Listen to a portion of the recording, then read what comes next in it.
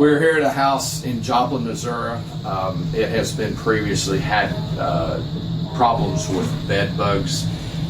They have called us in to treat this house, and it is highly infested. It's probably one of the top 10.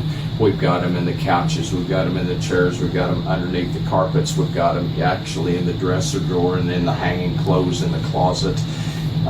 This is what happens when people try to do this by themselves. They bought over-the-counter chemicals. They have gone online and read that alcohol will control them, and they've tried everything.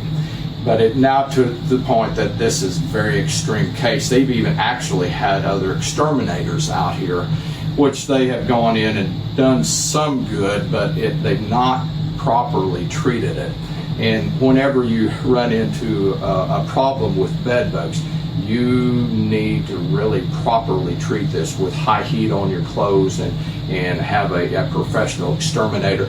And the one best way to do this to get rid of bed bugs is the heat treatment. The heat treatment will kill everything that is in this environment. Unless you reintroduce them back in, and there's proper procedures and protocols that you have got to go by before you can bring stuff back into the house. Now I'm going to raise this bed mattress. We haven't even raised the corner, but I'm going to raise this bed mattress. This thing is highly infested, and this is in one of the rooms, just a single room. But you can actually look down in here, these blood spots. And the infestation, see, they've tried everything. Now look at this infestation. This is an infestation that is horrible. I've got this on all four corners of the bed.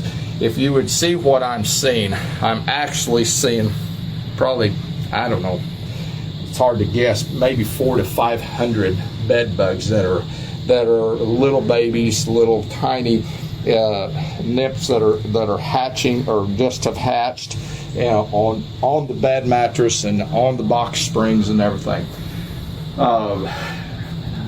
Please be careful. Do not let them get this bad. Thank you very much.